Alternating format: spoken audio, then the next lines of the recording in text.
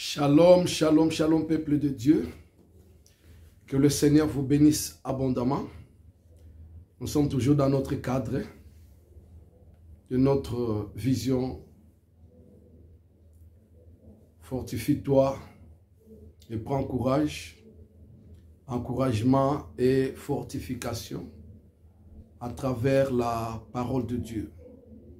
Donc c'est par la parole de Dieu que nous pouvons nous fortifier et nous encourager. L'Éternel Dieu n'a pas donné à Josué quoi que ce soit. Même à Moïse, il n'a rien donné. Il a demandé seulement à Moïse, qu'est-ce que tu as dans ta main? Et Moïse lui a dit, j'ai un bâton avec moi. Et c'est avec ces bâtons-là que Dieu a utilisé Moïse. Et que Moïse était super héros à travers ce bâton. Voilà. Et là, avec Josué, il dit, Josué, que ce livre de la loi ne s'éloigne pas de ta bouche. Voilà, fortifie-toi et prends courage. Médite ce livre de la loi, nuit et jour. C'est comme ça que Josué avait l'appui de la parole de Dieu avec lui. Il a vaincu, il a accompli sa mission. Il a fait entrer le peuple de Dieu dans la terre promise. Et ce soir, de quoi nous voulons parler? De quoi nous voulons juste fortifier les enfants de Dieu, peuple de Dieu. Nous voulons parler de la délivrance. La délivrance qui est un phénomène très important dans la vie. Comme dans la vie chrétienne, la délivrance est très importante. D'ailleurs, la mission primordiale de notre Seigneur Jésus-Christ était de nous délivrer. De nous délivrer pourquoi? Parce que nous étions captifs. La délivrance, bien-aimé, c'est un thème principal de la Bible. C'est un thème principal du Nouveau Testament. C'est un thème principal de la Nouvelle Alliance. Quand nous appelons les évangiles la bonne nouvelle, c'est la bonne nouvelle de la délivrance.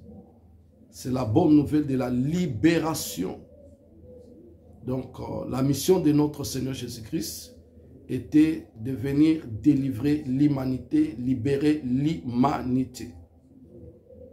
C'est pourquoi la délivrance est un thème capital, fondamental. Je peux dire qu'un thème principal dans les évangiles, parce qu'il a dit les jours où il devrait se mettre au service. Il a dit, l'Esprit du Seigneur est sur moi, parce qu'il m'a oint. Il m'a oint pour annoncer la bonne nouvelle aux pauvres. Les pauvres ont besoin de la délivrance. C'est pourquoi ils ont besoin de la bonne nouvelle. Cette bonne nouvelle qui ne peut les apporter que la délivrance. Il m'a oint pour rendre libres les opprimés, les captifs. Il m'a oint pour recouvrir les yeux des aveugles. Donc faire sortir les aveugles de leur aveuglement.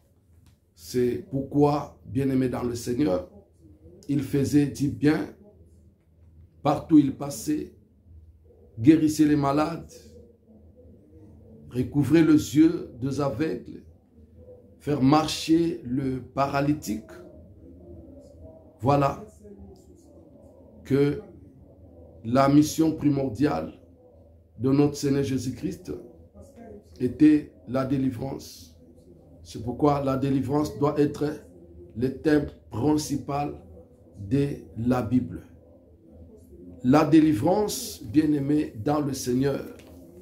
Pourquoi la délivrance? Ou alors d'abord, c'est quoi la délivrance?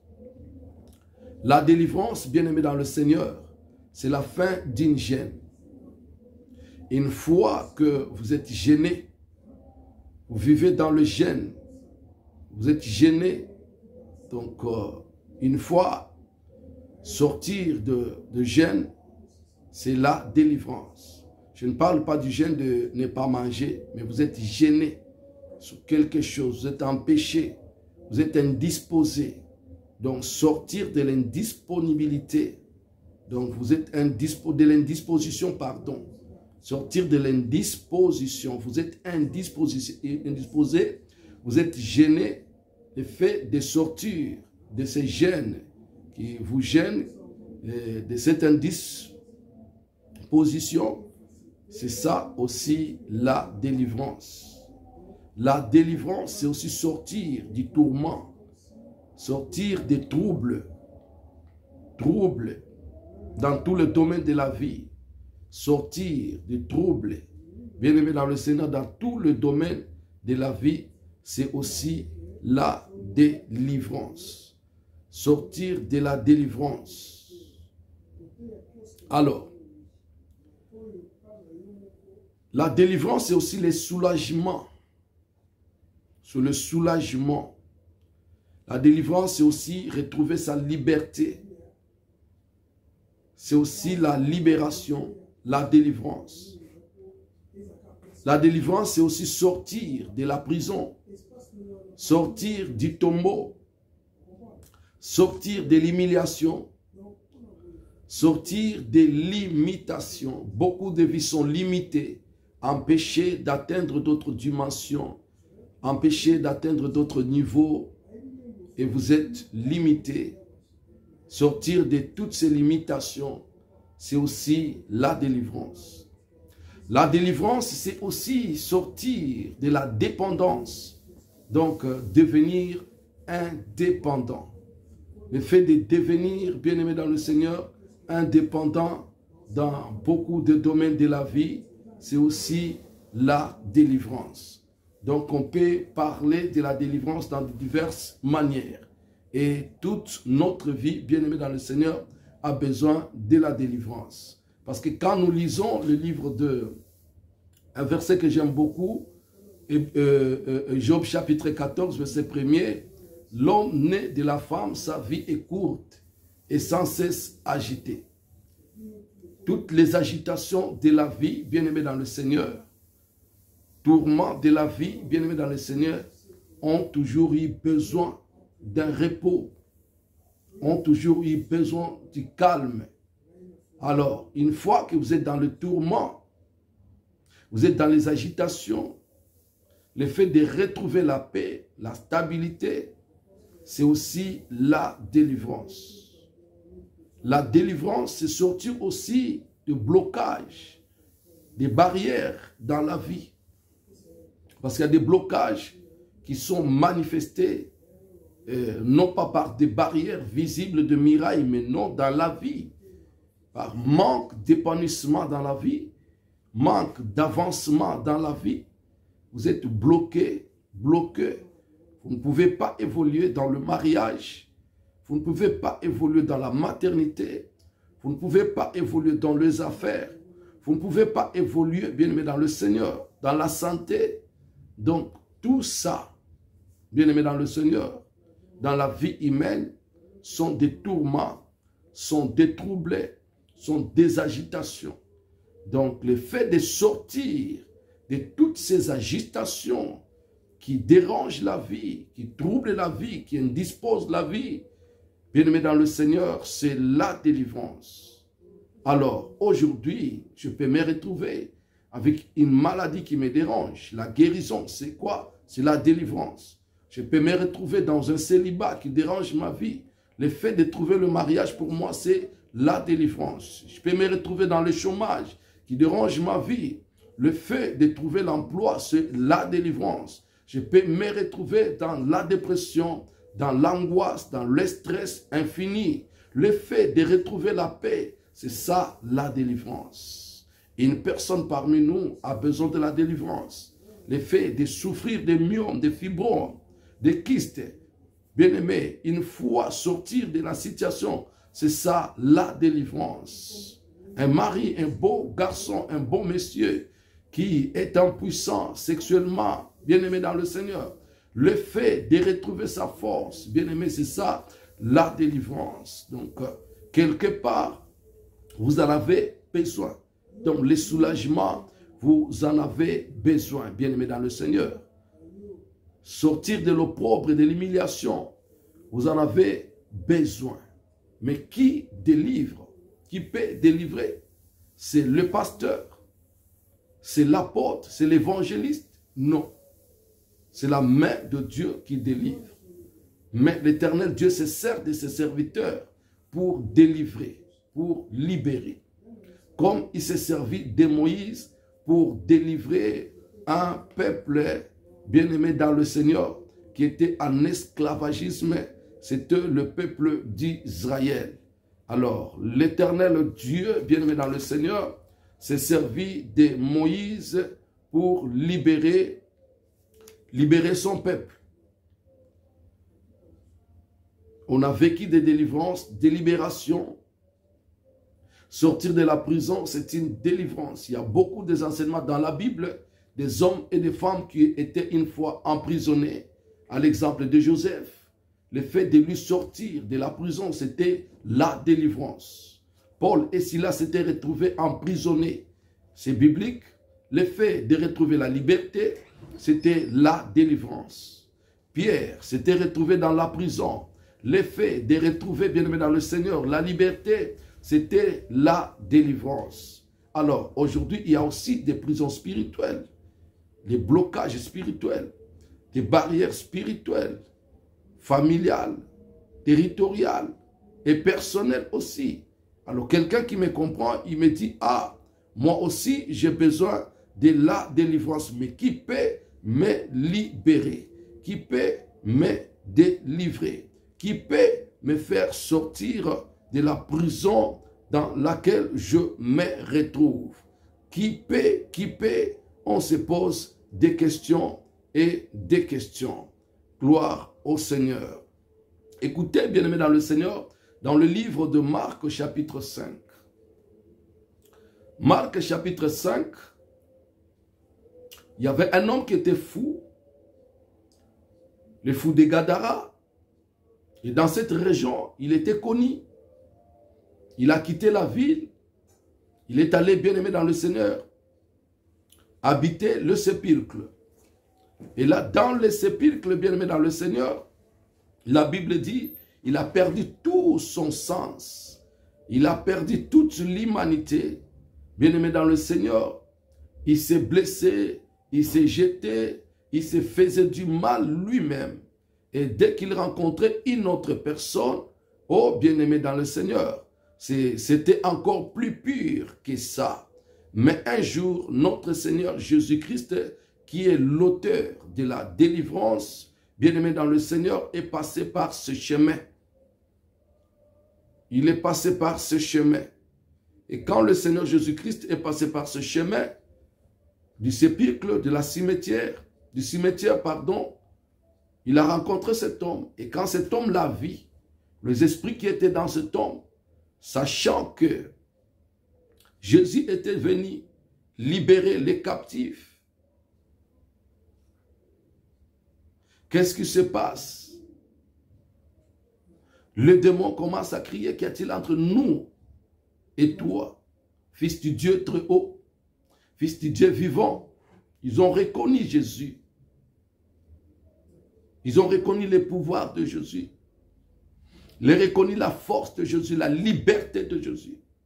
Celui qui peut libérer doit être d'abord lui-même libre.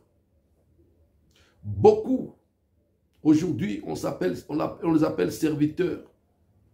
Mais eux-mêmes, ils sont captifs. Eux-mêmes, ils sont prisonniers.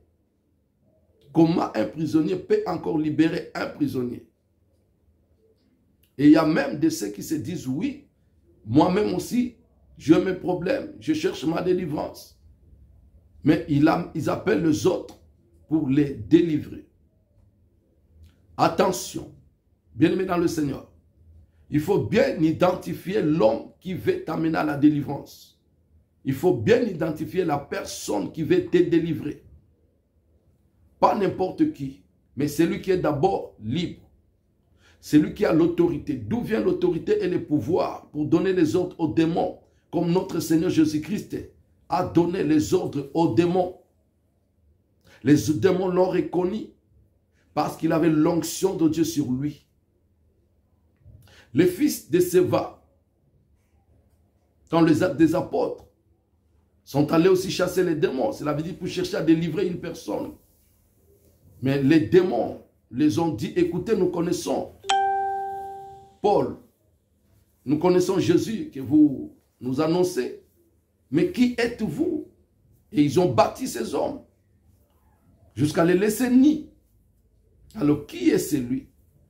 C'est pourquoi il y a de vos pasteurs qui viennent plairer, ah ma sœur, ta délivrance, ta délivrance. Et il y a de ceux même qui ont peur de parler de la délivrance. Pourquoi?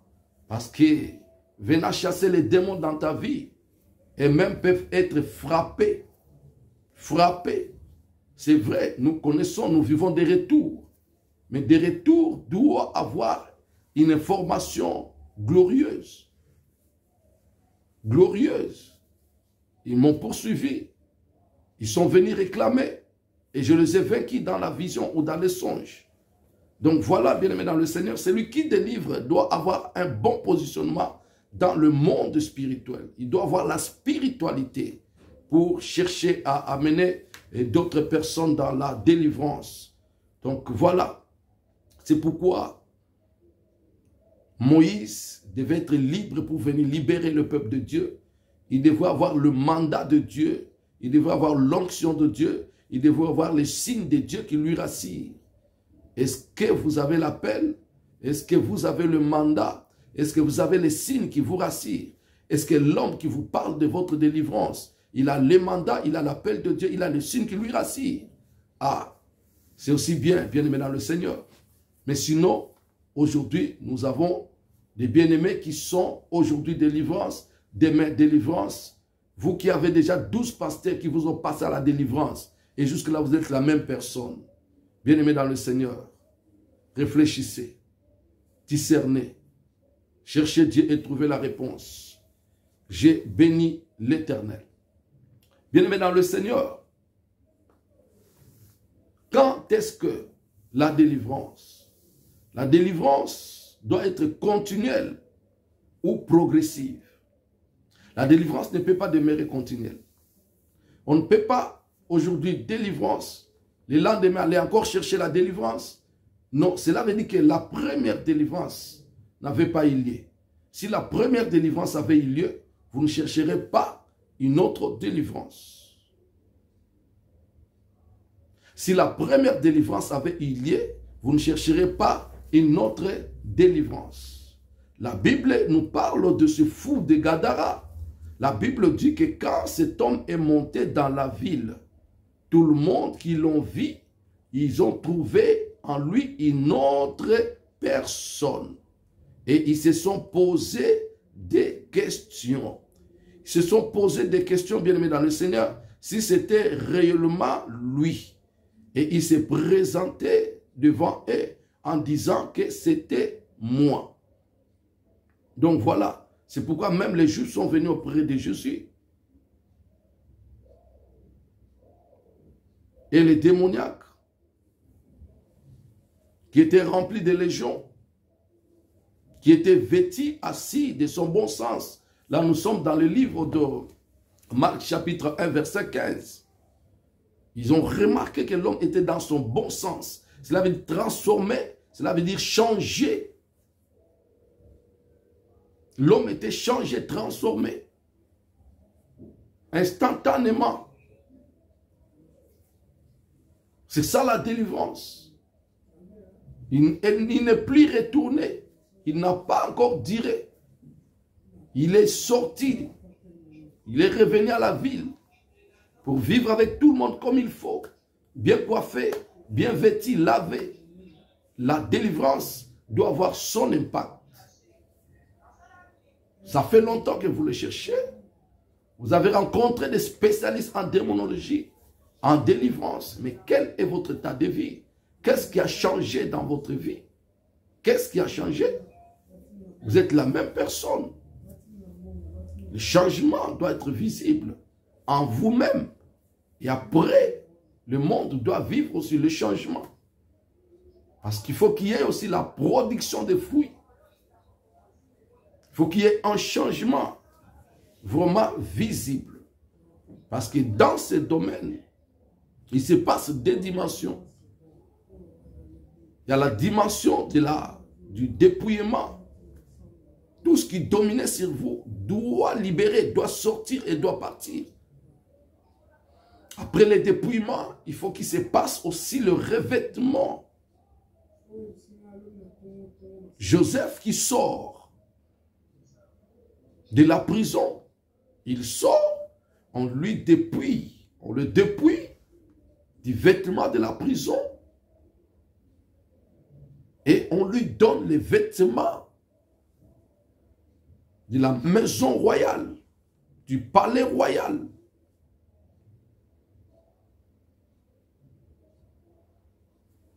Dépouillement et revêtement. L'apôtre Paul, quand Ananias vient prier pour l'apôtre Paul, qu'est-ce qui se passe? Il est dépouillé. Les écailles tombent. C'est quoi les écailles? Les écailles, ce sont les vêtements. Un poisson est revêtu des écailles. La robe du poisson, ce sont ses écailles. Quand les écailles tombent, cela veut dire que le vêtement tombe. C'est la même chose dans la guerre. Une fois qu'un soldat est tombé dans la guerre, on doit le dépouiller. Une fois qu'un soldat s'engage dans l'armée, on doit le revêtir. Beaucoup de chrétiens aussi s'arrêtent à la dimension du dépouillement. On vous a fait sortir les démons, mais peut-être on ne vous a pas revêtu de la puissance. Et c'est facile de retourner en arrière. Facile de souffrir encore. C'est très important que l'impact de la délivrance doit être constaté, doit être visible. D'abord par la liberté de la personne, la liberté de décision, la liberté de choix. Une personne délivrée doit avoir la décision sur la consommation, sur le lieu à fréquenter. On ne peut pas proclamer sa délivrance, continuer toujours dans l'alcool, dans le fumer, dans la prostitution. Non, on doit avoir l'autorité et le pouvoir, la liberté de décider. Et on doit vivre aussi l'épanouissement dans la vie. Tout ce qu'on a besoin doit progresser. Tout ce qu'on fait doit progresser. La foi doit amener le progrès dans la vie de celui qui est délivré. Il ne savait pas, il ne pouvait pas prier, il ne priait pas, mais il commence à prier progressivement. Il progresse, il épanouit. Il épanouisse. Donc on doit vivre l'épanouissement dans la vie d'une personne délivrée. La personne délivrée doit constater l'épanouissement, le changement, la transformation, le rayonnement même dans le visage de la personne. Et la stabilité. Et quand toutes ces choses se concluent dans la vie, maintenant Dieu a besoin de vous. Vous devez conclure dans le service. La délivrance doit finir dans le service.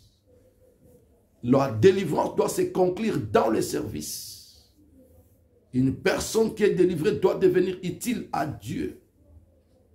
Utile à Dieu, cela veut dire prêt à servir. Disponible. Voilà.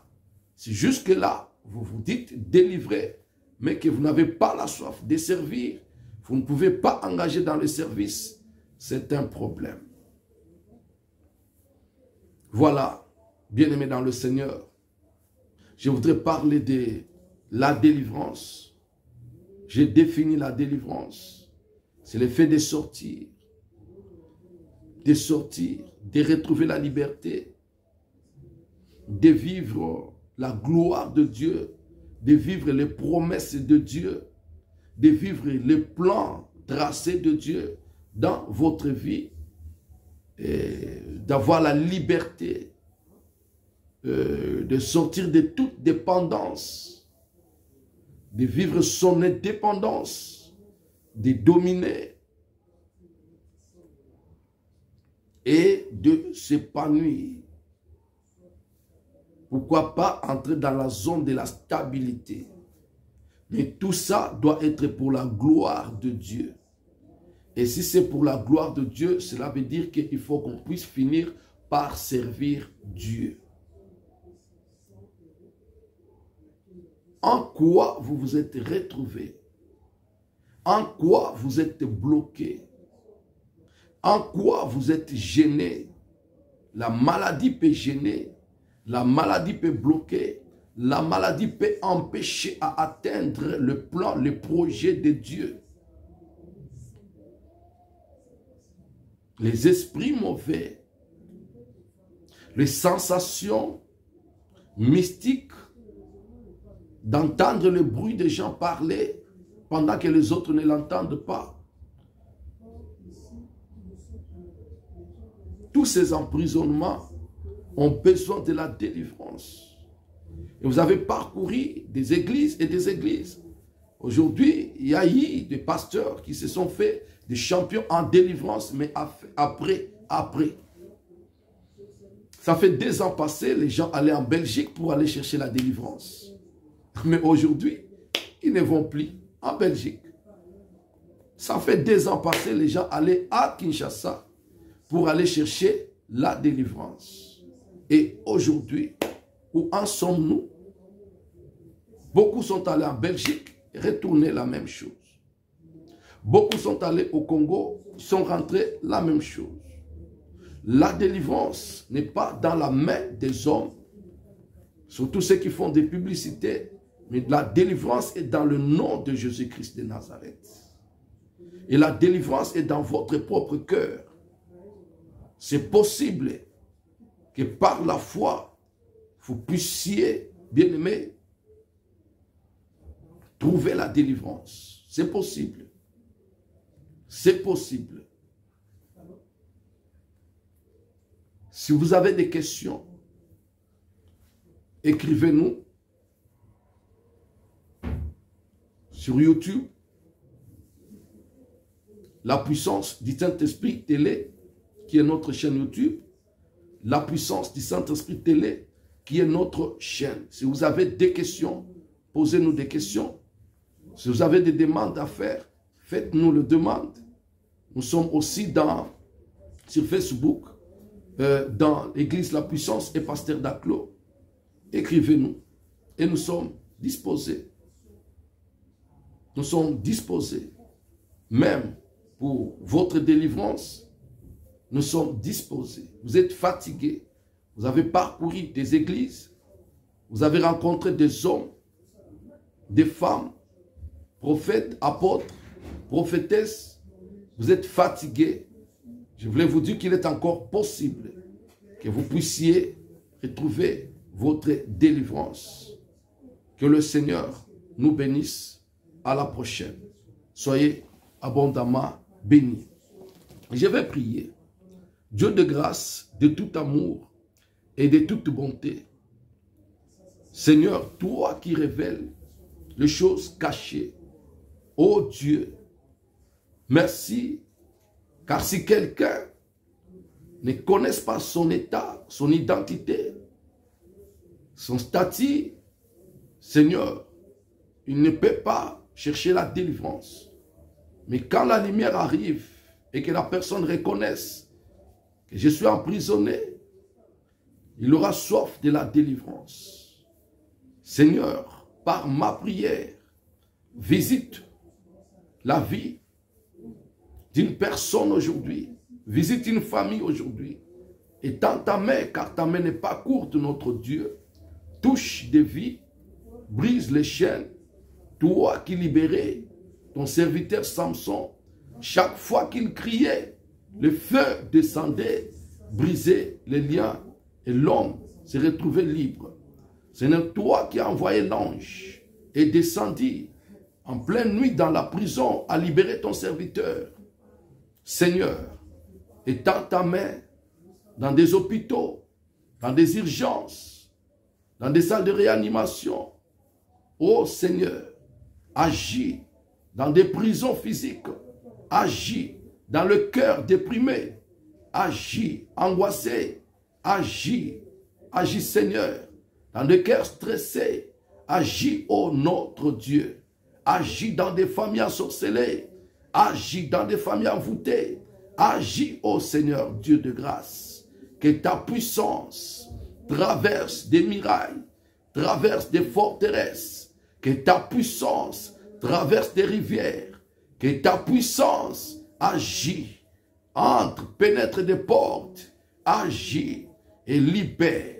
Ô Seigneur, du tombeau, tu as fait sortir, mon Dieu, mon roi, ton ami Lazare. Seigneur, qui était enterré? Qu'est-ce qui était enterré? Seigneur, qu'il sort, que ça sort, au nom puissant de Jésus-Christ de Nazareth. Prison des maladies, du célibat, de la pauvreté, de la stérilité. Sors au nom puissant de Jésus. Oh Yahweh, que le vent du Pentecôte souffle pour briser les chaînes, pour briser les liens. Au nom puissant de Jésus, que le vent du Pentecôte souffle et ouvre les portes des prisons pour la libération de ceux qui croient à la mort et à la résurrection de notre Seigneur Jésus-Christ. À ceux qui croient et qui confessent de leur bouche Jésus-Christ est comme Seigneur et Sauveur, ce n'est qu'ils retrouvent la liberté, qu'ils reçoivent des guérisons miracles au nom puissant de Jésus-Christ de Nazareth. Que Dieu vous bénisse abondamment. Nous sommes avec vous. Gloire au Seigneur.